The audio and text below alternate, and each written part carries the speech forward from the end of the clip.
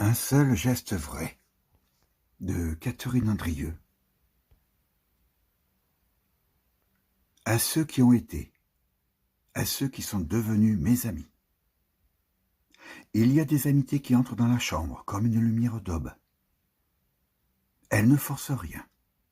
Elles s'installent doucement. Elles vous laissent tomber sans chercher à relever.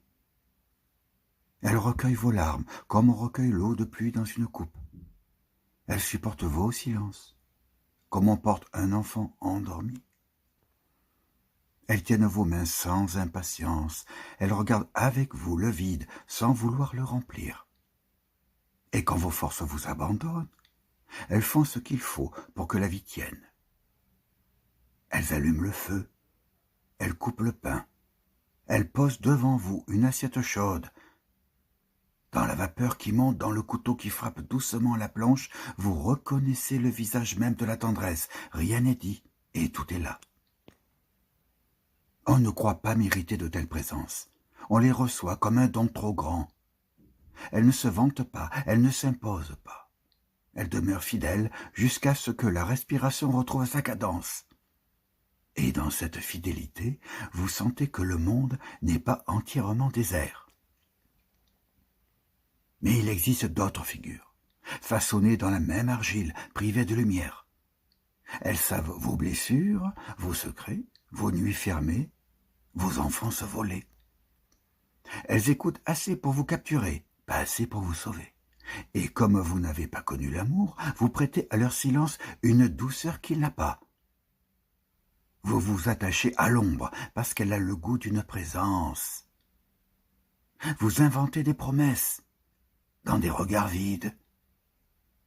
Le besoin devient croyance, et vous marchez ainsi au bord d'un gouffre, les yeux fixés sur un mirage. Puis un jour le masque se déchire, celui que vous appeliez ami frappe, insulte, piétine ce qui était déjà à terre. Vous sentez le sol se fermer sous vous. Vous n'avez plus de voix, ou seulement une voix intérieure que personne n'entend. Alors vient la question sans réponse, est-ce une trahison?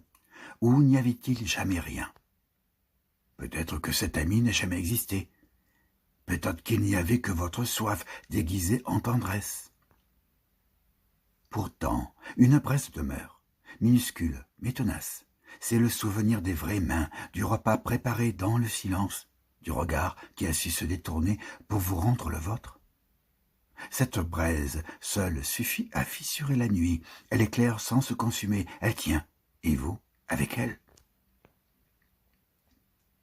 Alors, vous apprenez à distinguer la main qui soutient de celle qui prend, le silence qui veille de celui qui enferme, le geste ordinaire, fidèle, qui vaut plus que 1000 promesses.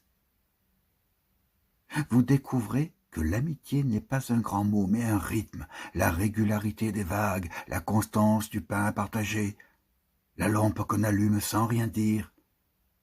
Elle n'efface pas la douleur, mais elle l'adoucit. Elle ne promet rien, mais elle demeure.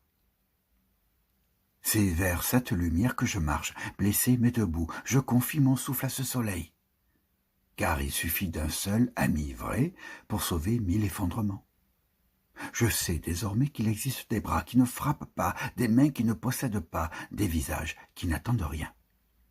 Je sais que la fidélité silencieuse brille plus fort que toutes les violences. Et si le monde m'éprouve encore, si mes cicatrices brûlent, si mes nuits se referment, je me rappellerai la simple vérité d'une soupe fumante, d'une main posée sur la mienne, d'une lampe allumée dans la chambre. Je me rappellerai qu'un seul geste vrai contient toute la grâce. Le reste n'est que poussière, mais la lumière, elle, demeure.